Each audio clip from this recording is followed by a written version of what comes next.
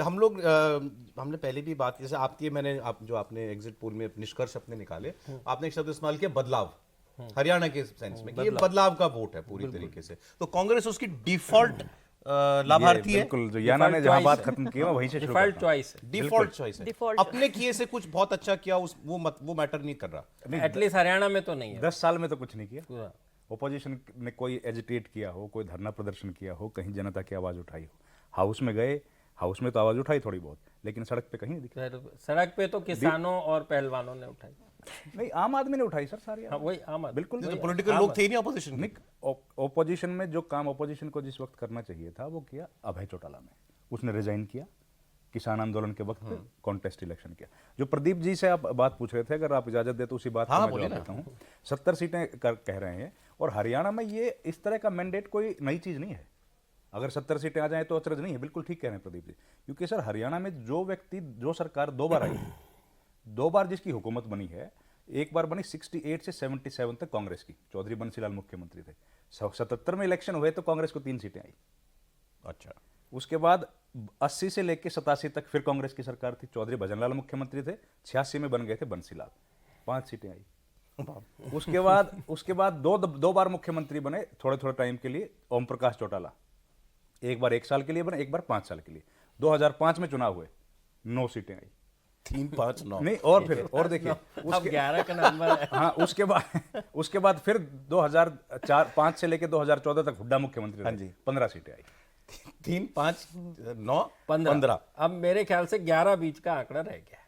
तो 11 पूरा हो गया। सगुन का 11। तो 2 बार जिसकी सरकार आती है उसका एग्जिट ऐसे ये क्या कह रहे हैं कि 2 बार सरकार बनाने के बाद एक बार 3 आई किसी की, एक बार 5 आई, 9 आई, कांग्रेस की आई 2 बार। 11 रह गई बीच की। प्रदीप जी कह रहे हैं 11 हो सकती है। 11 का चांस उस लिहाज से यदि मैं बड़ा यदि लगा रहा हूँ, 70 सीटें आती हैं तो 11 मिलके 81 होती हैं, एनोलो की 4-5 और अदर्स की 4-5। बीजेपी डबल डिजिट में आ जाए तो खुश रहे। नहीं, ऐसा नहीं कह रहा मैं ऐसे नहीं कह रहा। वो 11 साहब तो कह ही रहे हैं सर। मैं 11 कह रहा हूँ, डबल डिजिट। मैं खुश की बात नहीं कह रहा हूँ। मतलब खुश से मेरा मतलब है भाई इतना ही उम्मीद करो। नहीं, इससे देखिए ज्यादा हमारे उम्मीद मत एग्जिट पोल में भी जो हमने पहले की रेंज थी वो थी 18 से 28 के बीच में, तो अब उसको मैंने 5 कम भी किया, मान लिया जाए थोड़ी देर के लिए, तो 13 से उठ के 23 तक। 23 तक आ गई।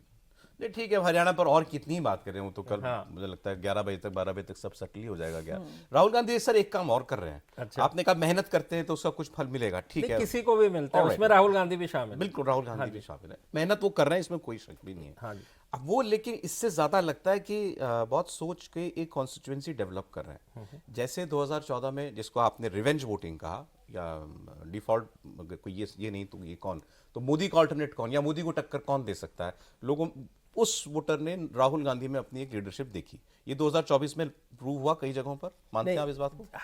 बिल्कुल। देखिए जैसे मैंने कहा, देश विशाल है और इतनी सारी रीजनल पार्टी हैं। अब बंगाल में जाएंगे तो that does not hold good कि राहुल गांधी की वजह से बंगाल में ममता बनर्जी को वोट दे दिया, ठीक है ना। से हिंदी हार्टलैंड। हाँ, हिंदी हार्टलैंड की बात करें तो ये कि अब समाजवादी पार्टी का भी बड़ा रोल है उत्तर प्रदेश के अंदर, तो उसका भी बड़ा रोल है, और राहुल गांधी का भी रोल है, खासकर उन राज्यों में जहां पर कि सीधी सीधी फाइट कांग्रेस और बीजेपी की है, जो कि हरियाणा भी उसमें आता है, हिमाचल प्रदेश, उत्तराखंड, मध्य प्रदेश, छत्तीसगढ़, गुजरात, ये सारे राज्य हैं। इनके अभी चुनाव होने बाकी हैं और पता चलेगा इसमें क्या नहीं, होगा। But again sorry to cut, I feel okay कि if we talk about the incumbencies, okay, bulldozing of mosques, bulldozing of houses, ये bulldozing मैं आपके चैनल की वसादत से कह दूं, सिर्फ मुस्लिम्स के साथ नहीं, हिंदूज के साथ भी हुआ है।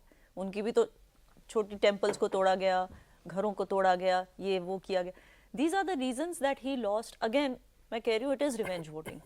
अगर एसपीए को भी दिया है या कांग्रेस को भी दिया है लोगों ने, even in Hindi heartland, it's because of these. I give you the example of Muslim vote.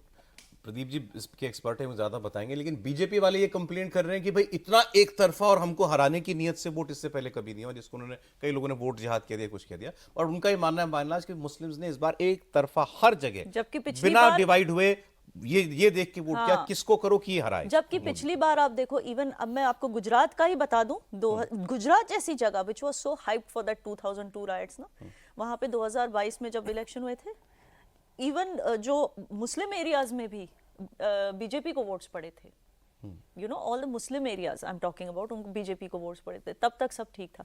अभी why this is going on? Because it is just बहुत सारी फॉल्ट लाइन्स दिख गई लोगों को and they are voting against those fault lines. That's what I am saying. And it is also the Hindus. वो जिहाद विहाद, this is just a rhetoric.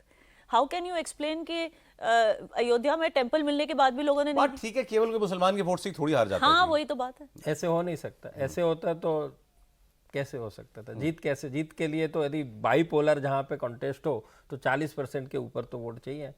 Triangular हो तो 35% के आसपास वोट चाहिए. तो ये संभव नहीं हो सकता. बहरहाल, लेकिन जैसे आपने कहा जहाँ डायरेक्ट कॉन्टेस्ट है वहाँ लोगों को दिख रहा है कि भाई हाँ, वो तो चॉइस ही नहीं, फिर तो आप कांग्रेस के पास ही जाओगे. वही मैं कह रहा हूँ.